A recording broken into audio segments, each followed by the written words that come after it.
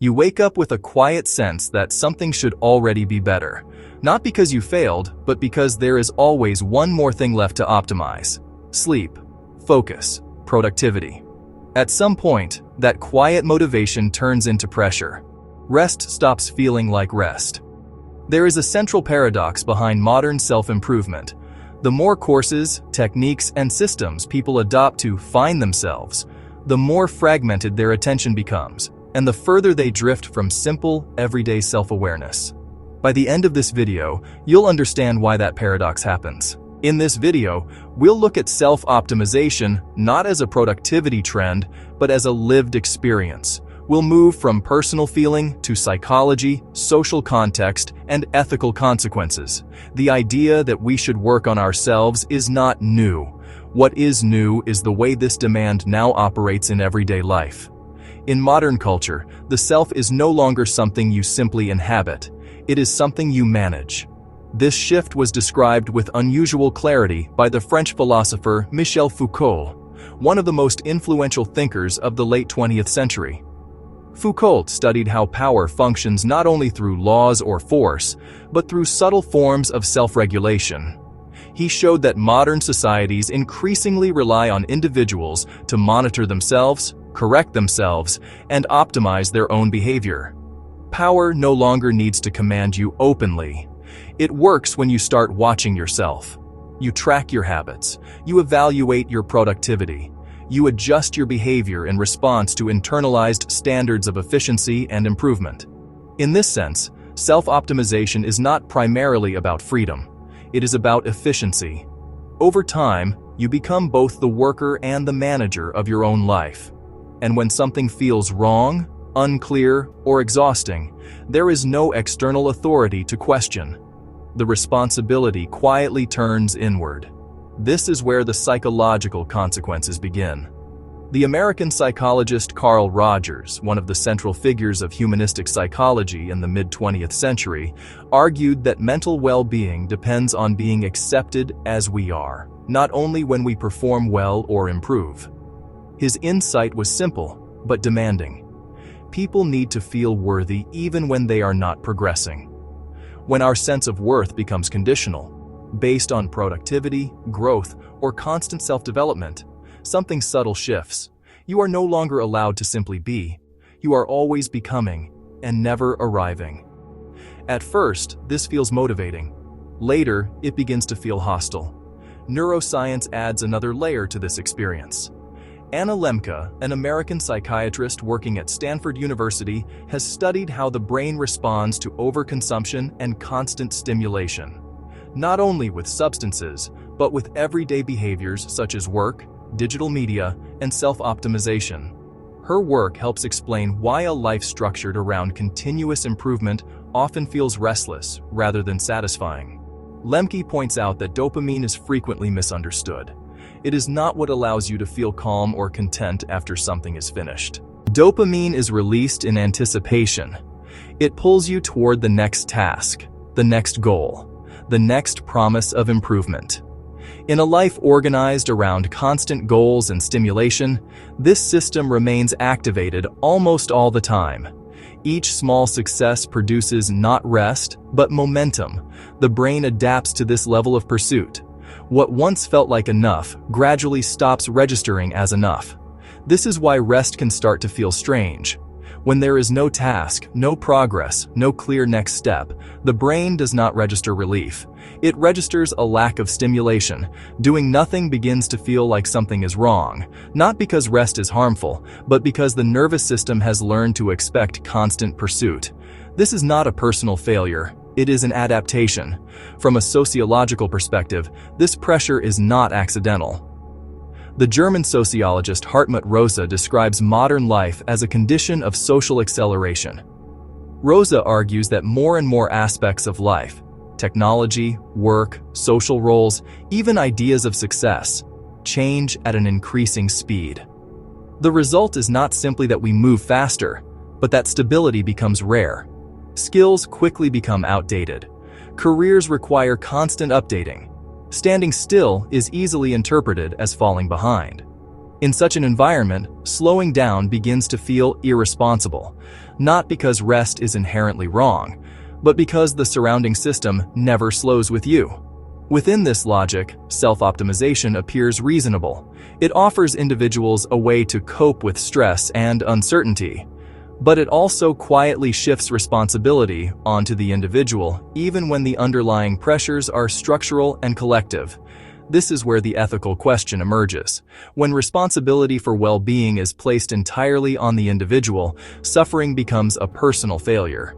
If you are exhausted, you did not optimize well enough. If you are anxious, you did not regulate yourself correctly. The system disappears from view, and the self absorbs the blame. The Korean-German philosopher Byung-Chul Han has analyzed this dynamic in his work on performance culture and burnout. Han argues that contemporary power no longer operates primarily through prohibition or coercion.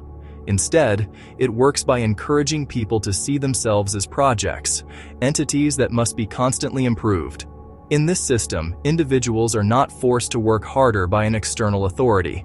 They push themselves voluntarily, driven by ideals of productivity, flexibility, and self-fulfillment. Exploitation becomes difficult to recognize because it feels like choice rather than demand.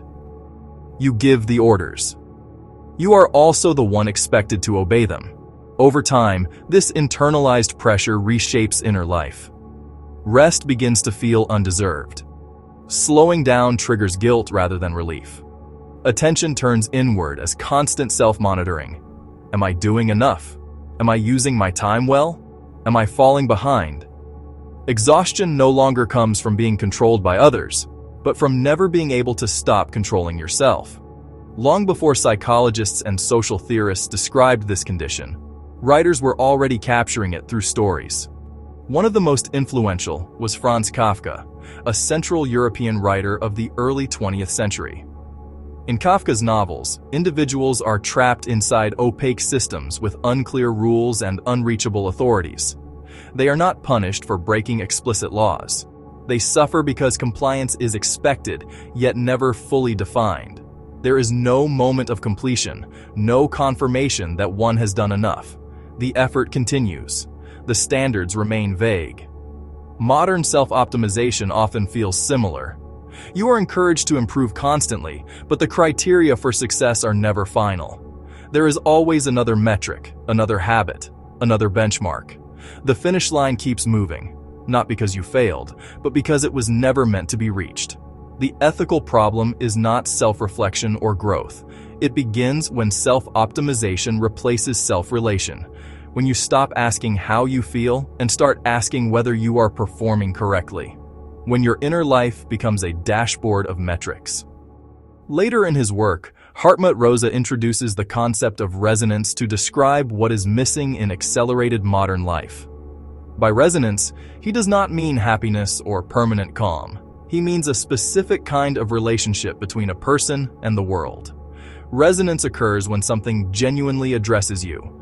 A conversation, a piece of music, a book, a task, a place. You are not trying to control it or extract value from it. It simply matters. You respond, and through that response, something changes.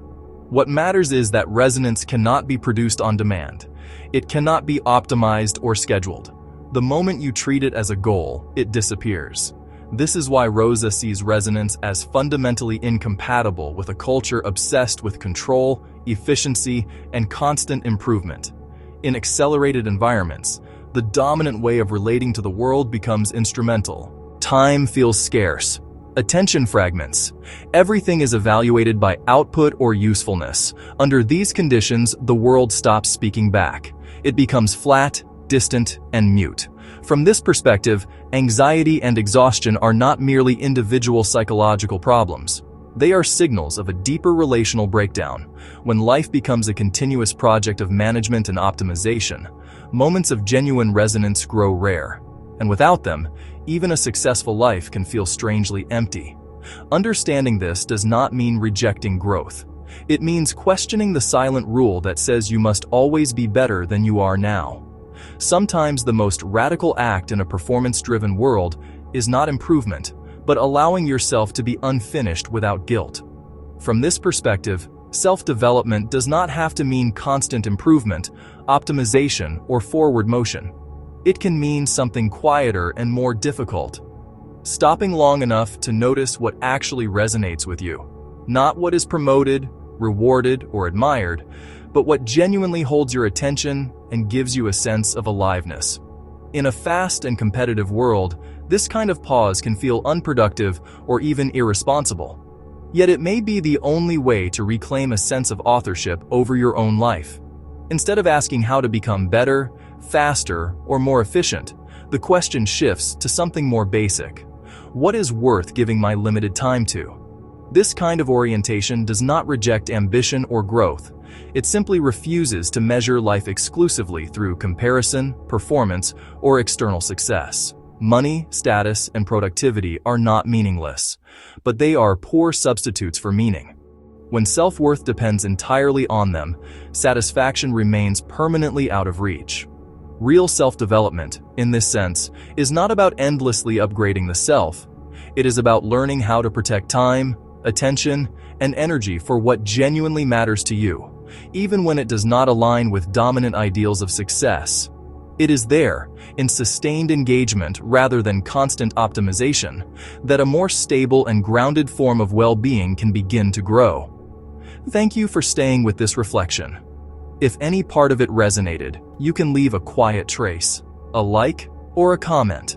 Minimindhack is a space for exploring the psychological and social forces shaping inner life, slowly and without shortcuts. I'm glad you were here.